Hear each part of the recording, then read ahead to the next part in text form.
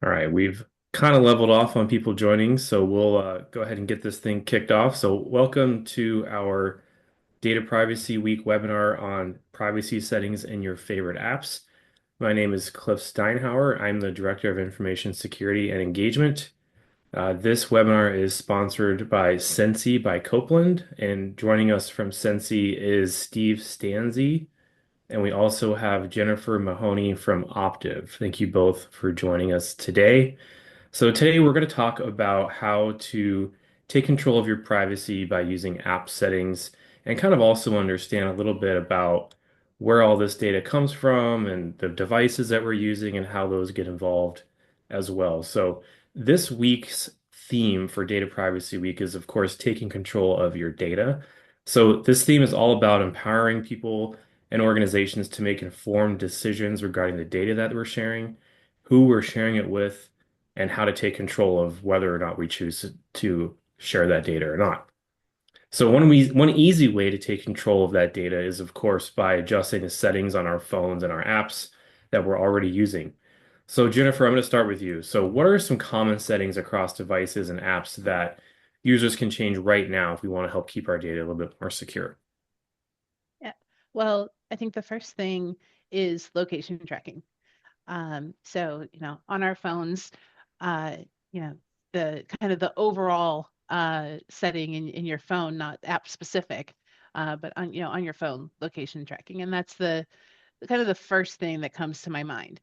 Of course, I turn that off, and then inevitably I'm looking for directions to a place, and they're like, well, if we knew where you were, it would help us to tell you how to get there, right? And so, kind of continually managing if I need to turn that on for some reason to maybe go back in and turn it off when I'm done, or and I don't need that anymore.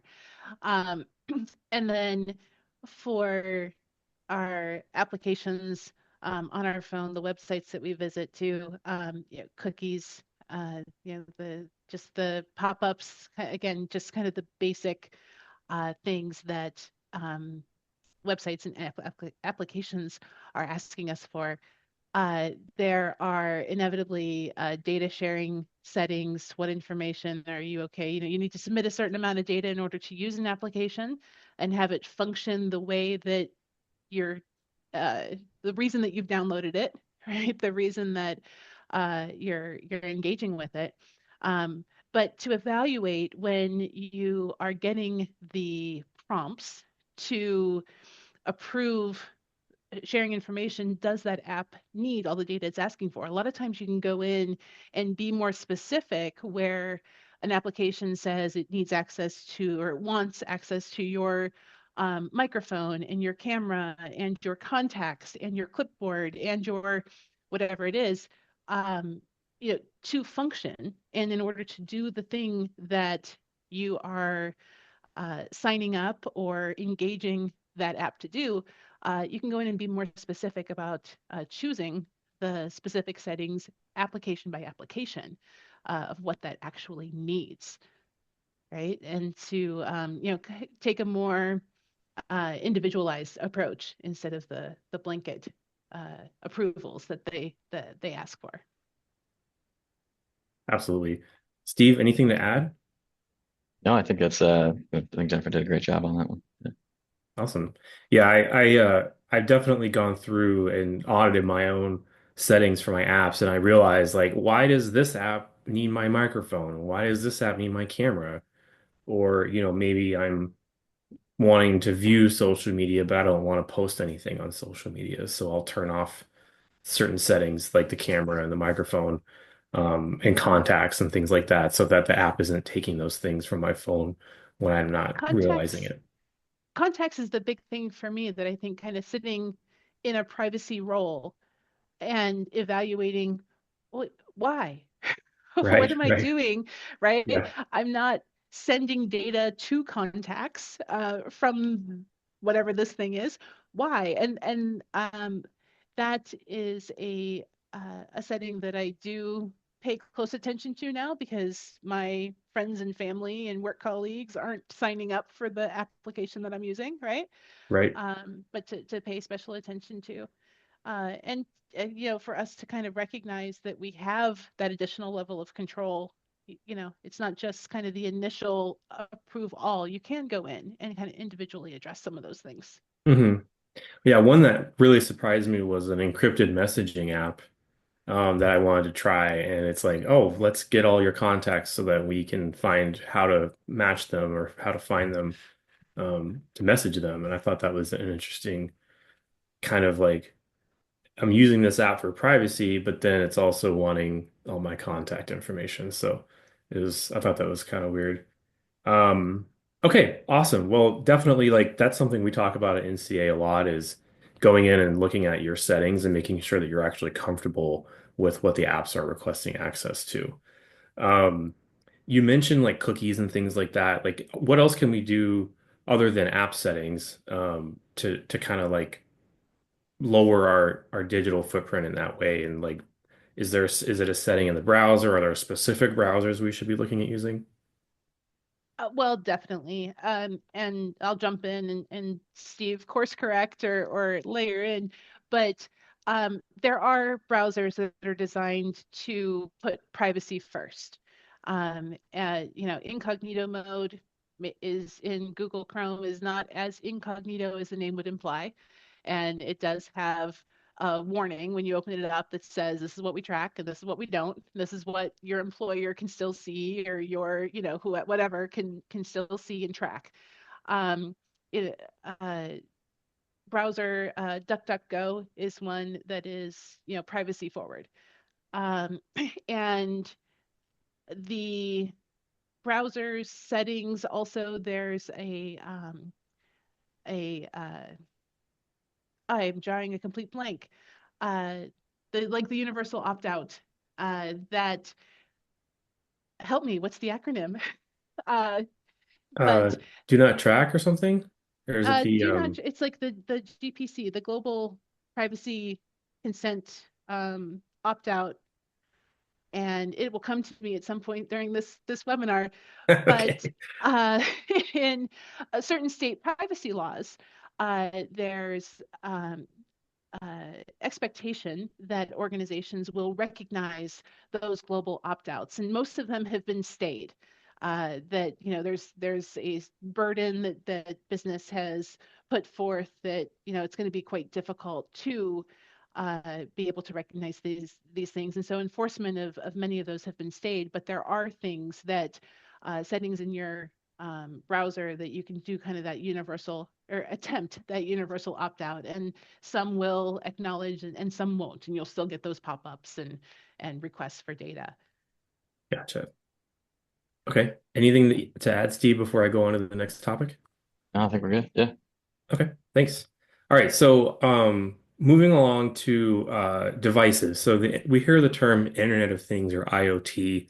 I kind of feel like this is almost an outdated term already because we all just have devices. We don't even like think about the fact that they're Internet of Thing devices. You just have to connect it to your Wi-Fi for the thing to work. So Steve, can you give some background on what these are and then what kind of data do they collect and how can we make sure that our information is secure while we use them? Absolutely. So, at the highest level, Internet of Things really refers to the everyday objects that connect to the internet to either collect, share, or act on data. It could be anything from, your smart home devices like thermostats and TVs to wearable fitness trackers, your car, even some connected kids' toys, are kind of all part of that ecosystem. As far as the kind of devices or the kind of data that is, being collected on these devices, it really varies based on the actual device, but by and large, they're collecting data about your habits and your activities. It could include things like your location, where do you live, places you've gone to, occupancy, if you're currently home or not. It'd be things like health data, your heart rate, sleeping patterns, how often you exercise, and even activity data too. So just thinking about your TV, what apps are you using, what are you watching, how long are you watching it for?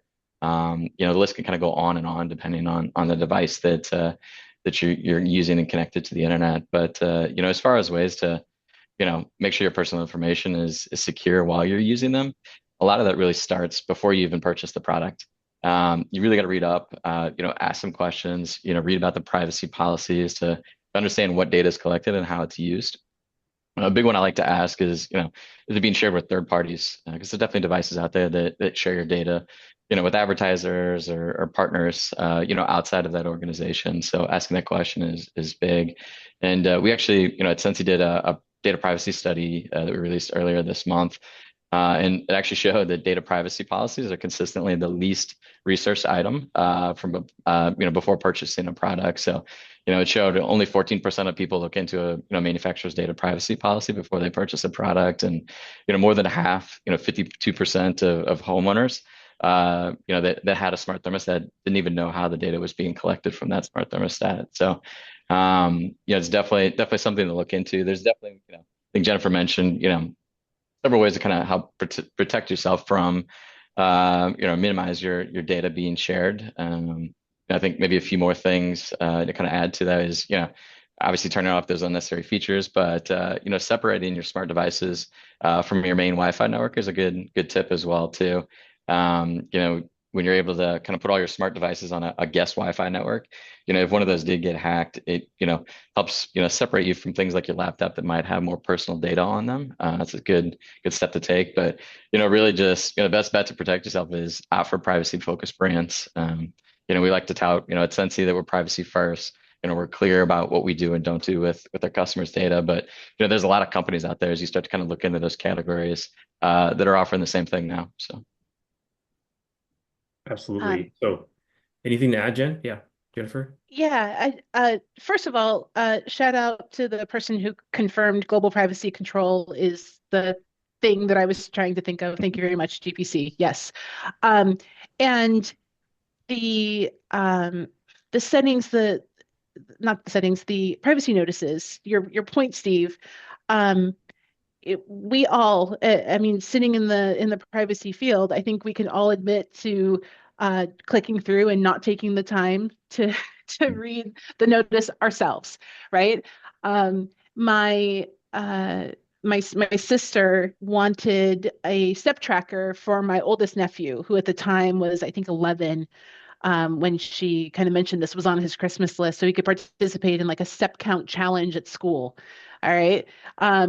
And I said, okay, I'll take care of this, right? And so did some research. I'm like, do you want it to do this, that, or the other thing? Okay, we'll limit it just to what you're asking for. And I pulled a couple of privacy notices and highlighted the sections that I wanted her to read. I was like, before I buy one of these devices, you need to agree to what it's going to do, right? And what it's going to capture, what it's going to track, and what you have access to, and how to exercise your rights over your child's data, right? And sent that to her. And of course, she rolled her eyes and she's like, whatever, okay, whatever, Jen. But it's like, I'm not going to buy this until you approve putting a tracker on your child, basically, right?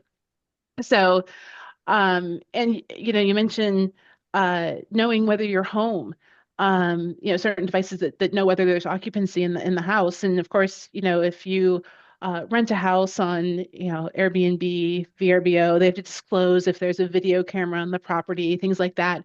But also, our televisions that have assistive devices or convenience devices to allow you to, change the channel or the volume by hand motions. So it knows whether you're in the room and what, what your position in the room is in order to see those motions to affect the change that you're trying to execute on the device, and things like that.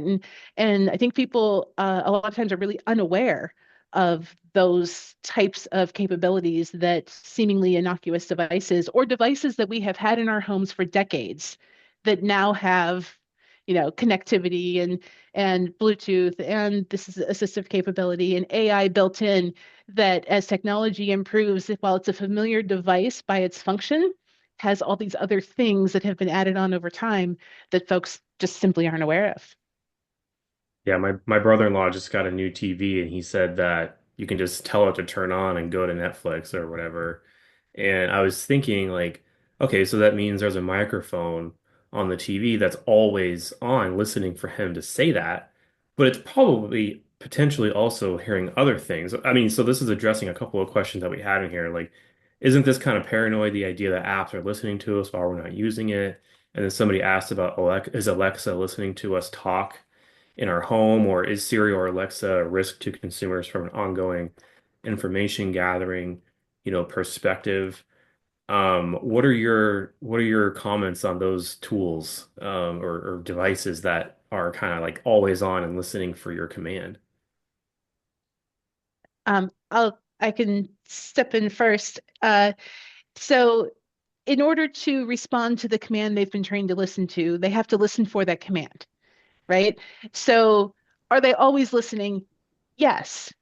If you read the policy notices and read news reporting where folks have done privacy investigations, et cetera, there are statements from the makers of these devices about how they listen, and they are capturing information and recording and how long they keep that information. And if I recall and I won't specify which because I'm not 100% sure, but one of them, I think it's like 6 seconds, and it records over itself every 6 seconds until it hears the prompt, and then it's doing the thing that you've asked it to do, right? Is it paranoid?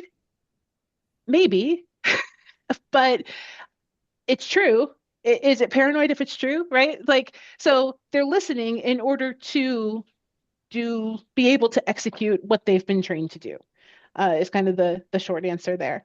Hmm. And yeah, and how are they impacting? So I actually had a doctor uh, leave the room and deposit their Apple Watch outside the room because early on, several years ago, we're sitting in a room talking. I think I was with my mother actually at one of her appointments.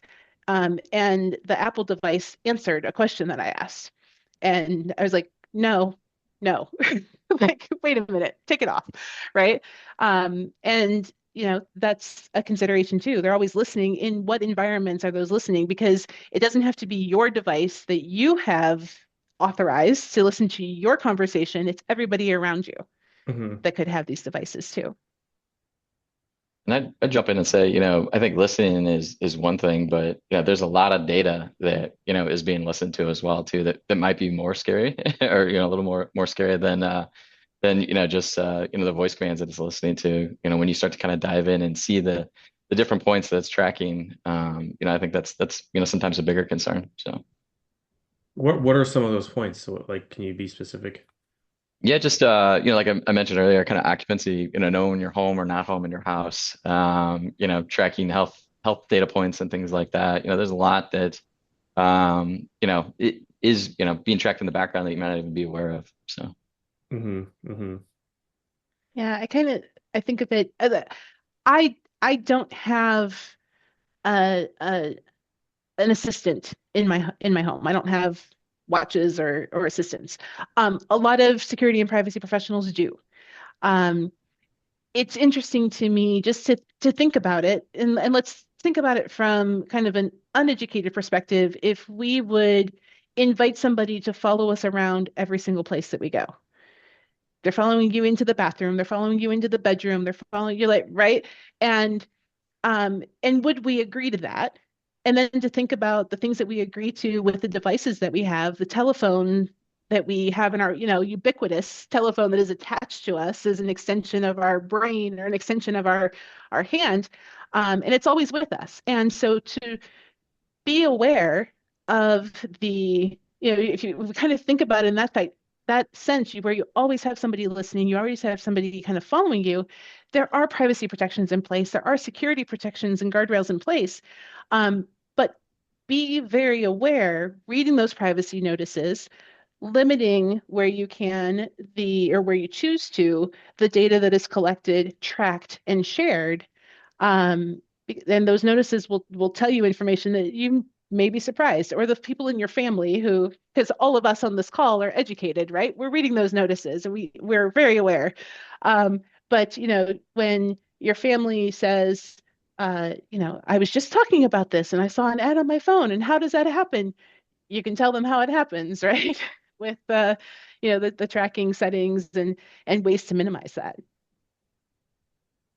Absolutely. All right. That's fantastic.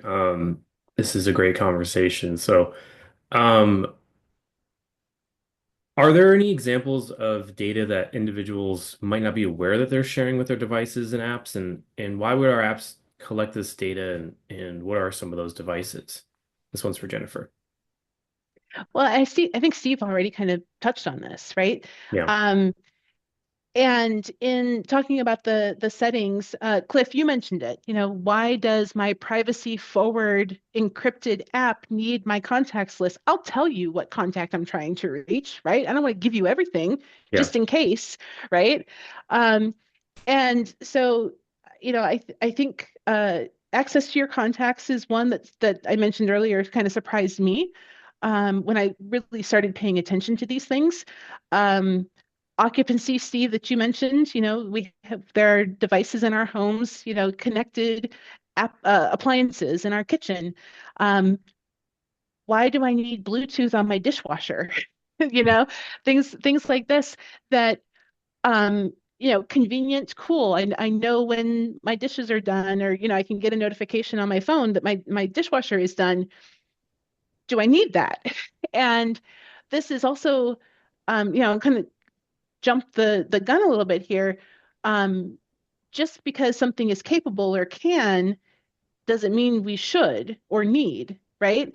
And that's kind of an AI conversation as well, as we layer AI over the data uses and the data processings that we have done historically.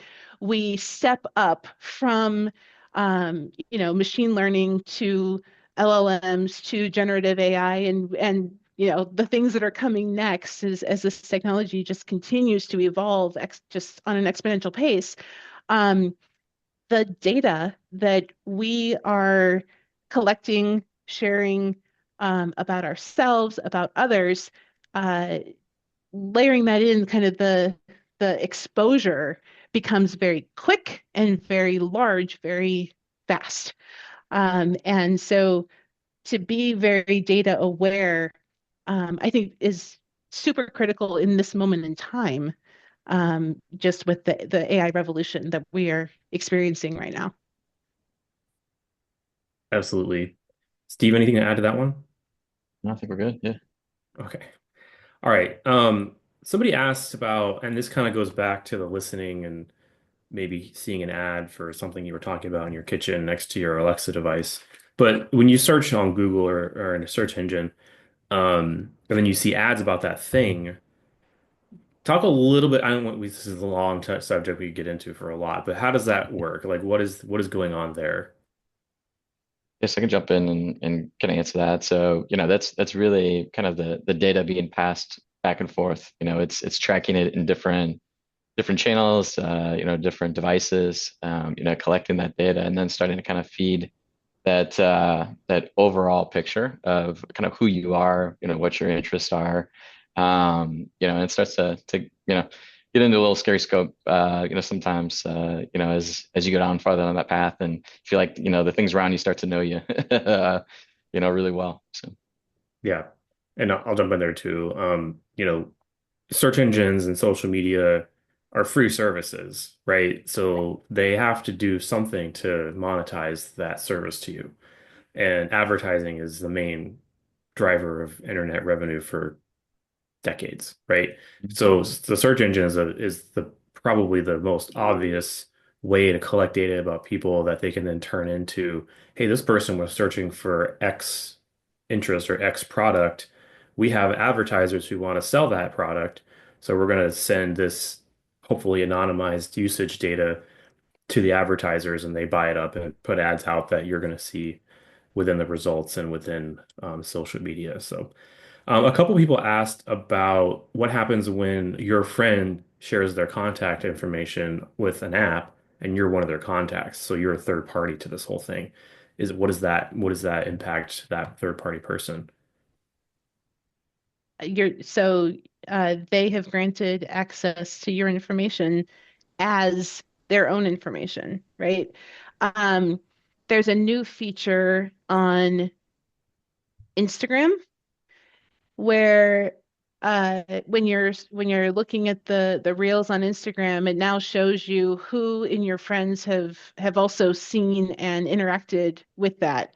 Hmm. And so, anything that you are interacting with, your friends are seeing.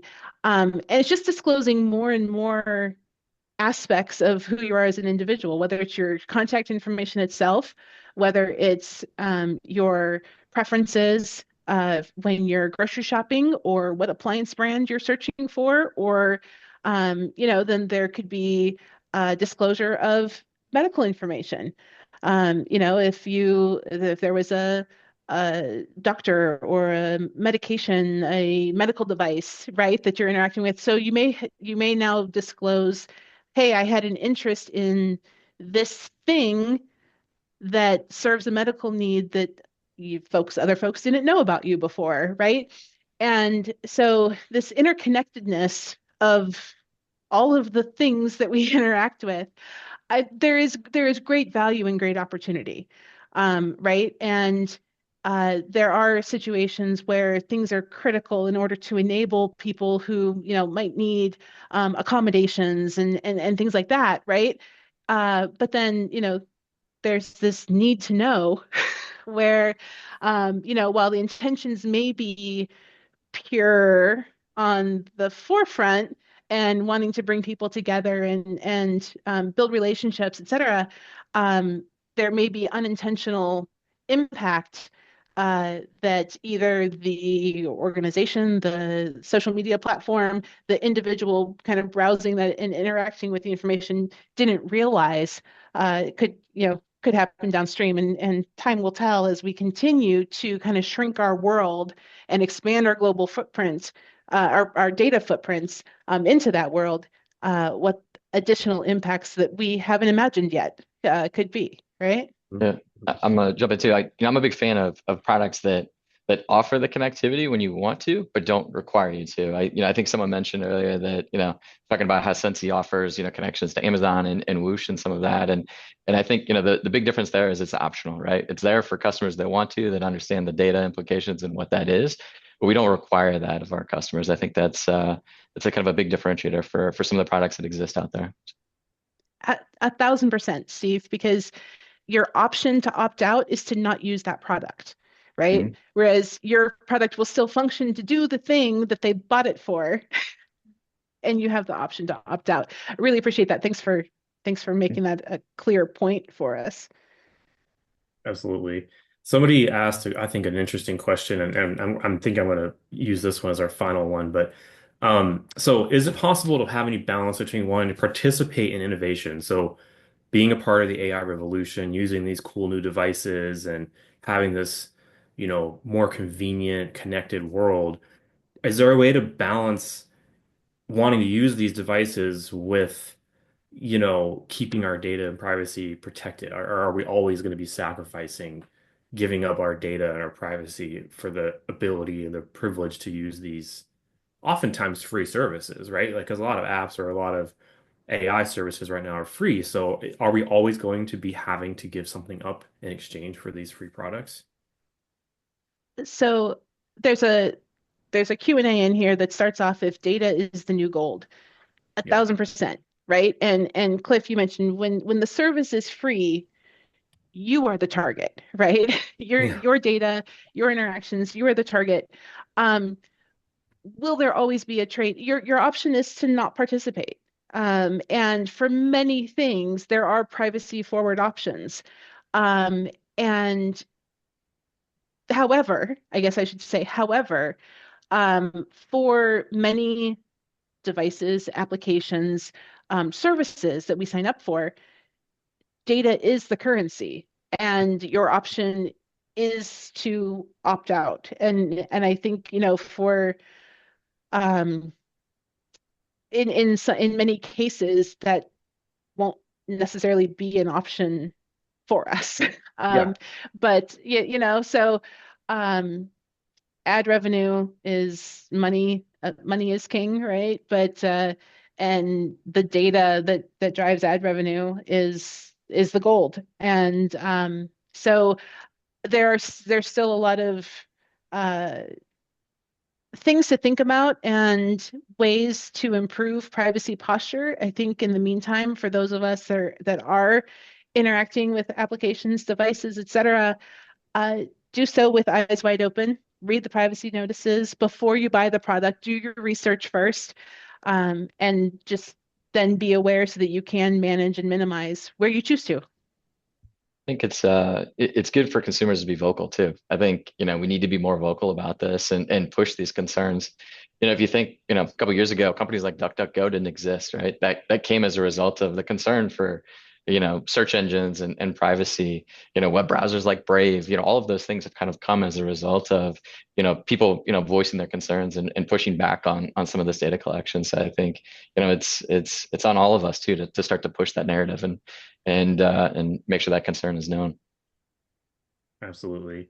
Well, thank you both so much. This has been really interesting, and I think there's certainly an appetite for this type of discussion. So definitely like look for us on LinkedIn. Keep bringing your questions. Like we'll have these posted up for other people to answer and continue this talk. For me, I think the biggest takeaway from this has been, hey, read those privacy policies, man. Those things that we all just skim through and accept so that we can go use that cool new thing we just signed up for or downloaded or bought. There's a lot in there that we need to pay attention to, and very few of us choose to read those. And then being judicious and doing that before actually committing to a product or an application is super important. So, thank you, Steve. Thank you, Jennifer. It's been a really great conversation. Thank you to our very large audience, and I love the engagement and all the questions. And I mentioned at the top, I knew we wouldn't get to all the questions, so feel free to follow up with us. You can contact my email or Lucas and any of us here at staysafeonline.org. And definitely look for us on social media. So thank you so much. That's the end of our webinar, and have a great rest of your day and enjoy the rest of Data Privacy Week. Happy Data So, Privacy Week. Thanks Thank all. you. Bye.